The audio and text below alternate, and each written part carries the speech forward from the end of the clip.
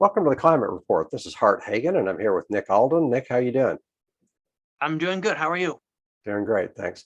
So we were going to talk about the spread of ideas. When we left off on the last segment, we were talking about, we're both fans of Chris Hedges and Noam Chomsky. They're both brilliant people, have had a lot of influence on us.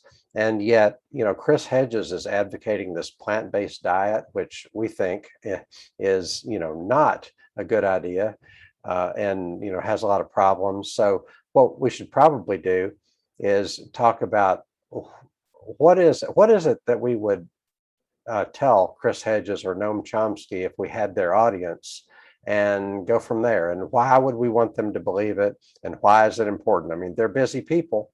Why do we want them to hear us and adopt some of our ideas? Well, because we're right. Well, I know that's the short answer. The long answer is because if we don't do this, the West will just continue to dry out. I mean, without healthy soils, you don't have healthy anything. So Right. I'm more concerned about how do I make it stick, Mhm. right?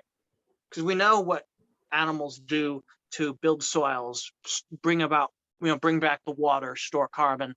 I'm just trying to figure out how do you get somebody who is in denial and doesn't want to. And I don't know to the degree to which Chris Hedges is in denial. I just assumed he was. I It's assumed it's all the it's not facts. denial, and he's very sincere. It's not denial in his case. It's just he hasn't been exposed to the truth. I mean, I was where he was on that issue a while back about a book he interviewed.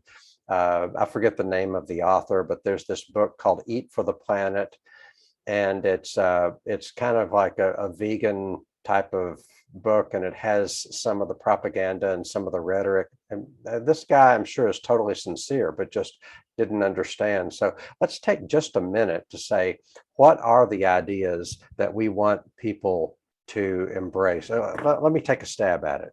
So I, Hart Hagen, have discovered in recent weeks, recent months, it's probably within the last 6 months, that I really started to understand regenerative grazing and how important and how powerful it is.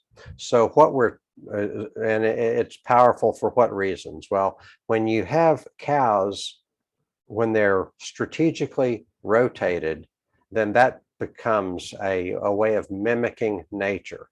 Cows can put a lot, they fertilize wherever they go. They're gonna help the grass grow faster. They're going to invigorate an entire ecosystem. When the grass is lush and healthy, then when it rains, the water is cleaner, and the surrounding wildlife. When you invigorate an ecosystem, there's no end to how many birds, butterflies, and bees you're helping. I mean, I know Joel Salatin on his farm has all 8 bumblebees that are native to his area. So that's an example. People like Will Harris and people like Gabe Brown, their farms are wildlife habitats. And we've heard that cows have a negative impact because we've only heard about the conditions of a concentrated animal feeding operation. And it here's the slogan: it's not the cow, it's the how. It's not the fact that you have cows, it's the fact that you've removed them from their ecosystem. You're shipping in grain from who knows where. The grain is raised completely unsustainably. You're dealing with the manure in a way that's just heavily polluting.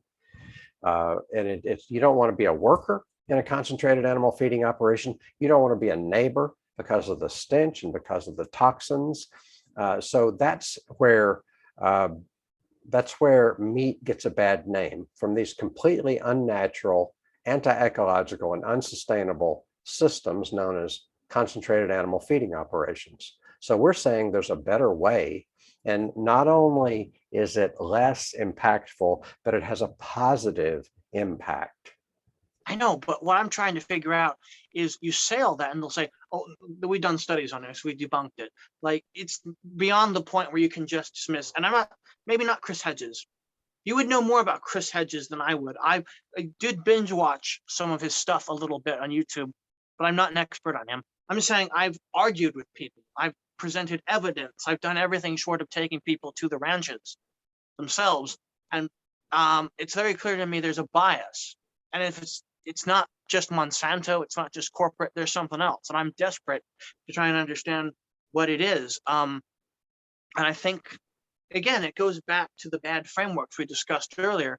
But Hart, what I want to know is, how do we make it stick? How do we make our ideas stick in the minds of, do we go after people who are not yet indoctrinated or whatever it is that's making them hesitant? I think we go after people who are open to it first, and then we work our way inward. Okay, so we're talking about the spread of ideas. We're talking about, how do you get people in sufficient numbers to adopt the ideas so that we can properly implement, so that we can, let's assume for the sake of discussion that there's a family of good ideas and a family of bad ideas. A lot of people have the bad idea. A lot of well-intentioned people have the bad ideas. We want them to adopt the good ideas so that we can implement them. We want more people to, oh, there's your dog. Sweet. Okay. What's your dog's name?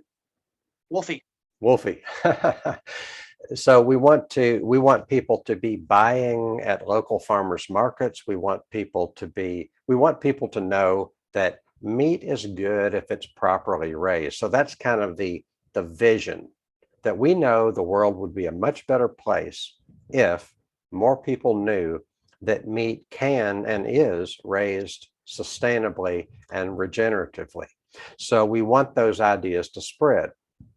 I think what is needed here, what I need, what you need, what Soil for Climate needs, name any organization, what Savory Institute needs, that they're probably doing pretty well. You need a marketing plan and strategies. We need an idea of what change do we want to see in the world. What does it look like when somebody goes from bad idea to good idea and starts to act accordingly? Well, I haven't seen very many examples to go with of people going from bad ideas to good ideas. But what I have seen is I've learned about fundamentalist religions, extreme ones, and what seems to annoy them and what seems to break people from them. And I found that usually absolutist thinking is destroyed with good literature. Okay, so how does that relate to this? Well, I'm wondering if you said the marketing, but I feel like the problem with marketing is it doesn't necessarily resonate with people the same way that literature does. Here's a principle that you're not gonna, you're not gonna reach everybody. And right. And so, and you want to say, what's the low hanging fruit? Who are the people? Well, what's the short term and what's the medium term and what's the long term? So in the short term, you're certainly not going to reach everybody. So, I have a sense of optimism, not optimism, but I think this is very doable. And I know that Hart Hagen, went for like a year and a half ago. I never quit eating meat, but there was a time when I felt guilty about eating meat. And now I know that meat is good from an ecological standpoint if it's raised right. So I made that journey. Other people can too. And but you don't have power. Okay, let me say one more thing, and that is, where's the low hanging fruit? You don't climb to the top of a tree and try to pick the fruit that's not ripe yet. You pick the low hanging fruit. So what is the low hanging fruit? And to me, the low hanging fruit is the people who are listening. Well, let me just go through a couple of examples. I mean, in Soil for Climate, there are 23,000 people, and not everybody's showing up, but there are a lot of people who are listening. I have several Facebook groups. People are listening. And I think one of the main tasks is to educate people who are receptive, educate people who are listening, give them, like I do a lot of memes, and my memes are very shareable, and some of them have been shared hundreds of times. So I'm giving people who get it, I'm giving them something to share. I'm giving them something to think about. I mean, I know people in Louisville here where I am. I know people who are very well intentioned and who are listening to me, and they're coming along. Some of them might never, but you just do what you So can. you're And you're I essentially think agreeing with me that we go after the edges first of the of a, because I want to treat this as a fundamentalist faith. What we're fighting here, we're fighting the monoculture, we're fighting the bad frameworks, and I see that all as a fundamentalist religion. When you fight a okay, let's fundamentalist talk religion, about framework. So I can be combative, and I like fighting metaphor, and I can be adversarial and all that. But in this particular instance, I put confidence in friendly, gentle collaboration with passionate people who basically see things the way I do. And, if you, let's say you can divide people into thirds, the people that are the most receptive, the people who already get it, the people who are in the middle, and then the people who are going to be the least receptive. I would choose to spend almost all of my energy on that 1/3 of people that are the most receptive and not worry about this fundamentalist idea that's supposed you need to use that as a foil. Sometimes you need to frame the issue like, here's what these people believe. Isn't that ridiculous? Not that you can say that all the time, but you know what I'm saying? well, yeah, and I agree about that strategy. What I'm concerned about is, are we moving fast enough? That's always a concern. And I don't, to me, optimism and pessimism are both luxuries. I don't pretend to be optimistic or pessimistic. You just do what you can. We might I not don't be. pretend to We're know. and I don't pretend to know either. I mean, So, there are too many so that's why variables I there. can't be optimistic or So, pessimistic myself.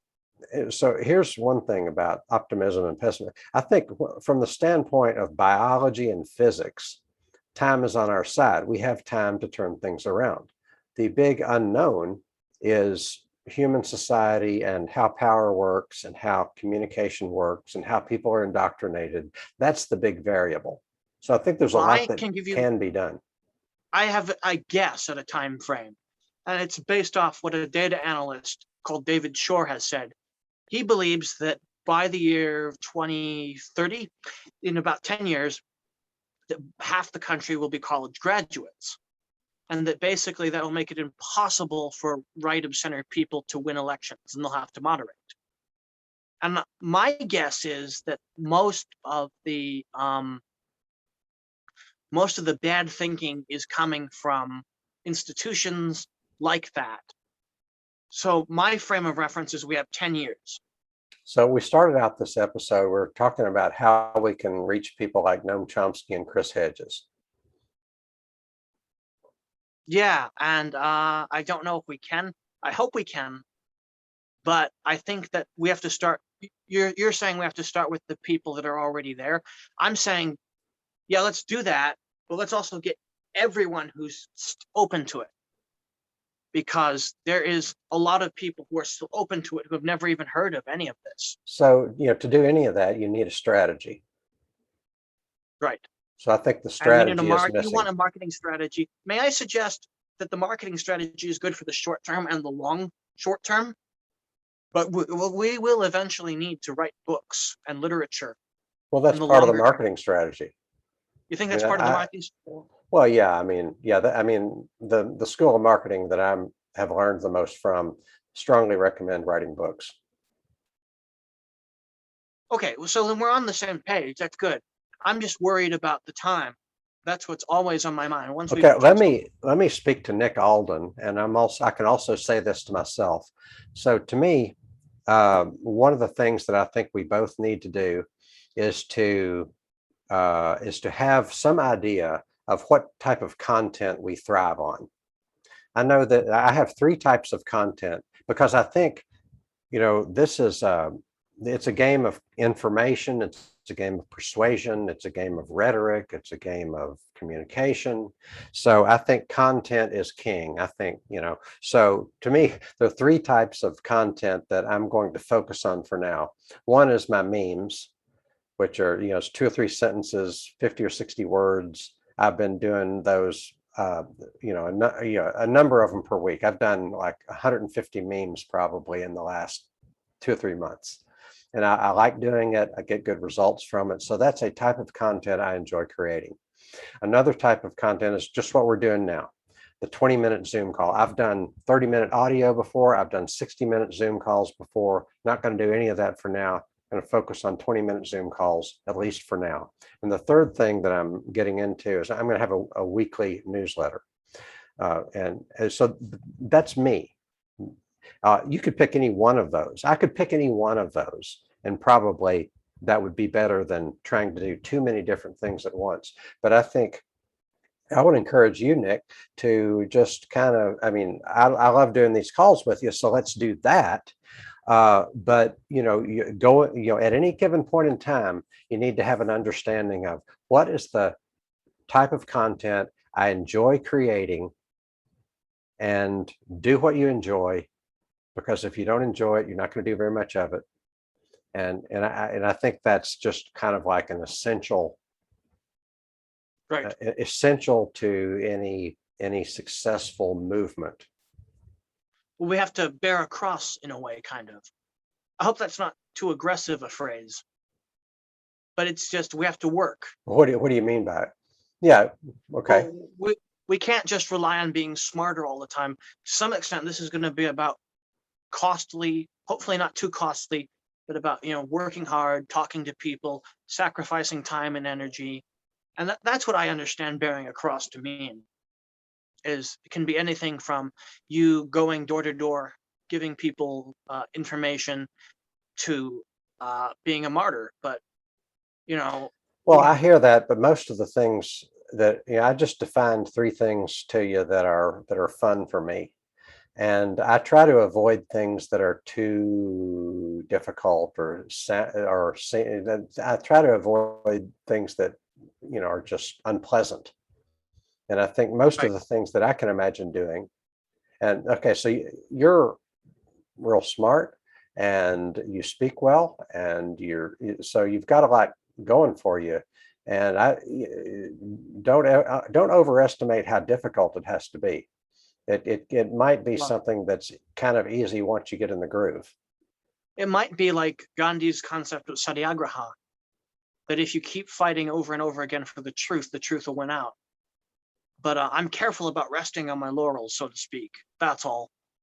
Yeah, yeah. I won't bring. I will try and be lighter. It's just Well, I'm intense too, so you're in good company. But so we've got a couple of minutes left. We're talking about the spread of ideas, and the thing that I think what I would like for you and our listeners to take away is that there needs to be some method to the madness. There needs to be a set of strategies. There needs to be a vision, and that shouldn't take over a page to really define all that, because it's going to be revised frequently. It should be revised frequently. But have a marketing plan, or maybe a better word for it would be a strategic plan, and then do what you enjoy. You enjoy this stuff. You're good at it. You're knowledgeable. Do what you enjoy. Put it out there. And people are not going to know until we tell them. We need to just be prepared to spell it out and keep spelling it out. And you don't have to worry about going up against people that are too oppositional. There's a lot of people in this world, a lot of people in this space that want to hear what we have to say. yeah, and that's been my experience too. Is I found there's lots of people that are open to it and may change their mind. So hopefully that will be the situation for a while. Sounds good. Let's end it there and come back at another time. Thanks so much, Nick, for joining me. You're welcome.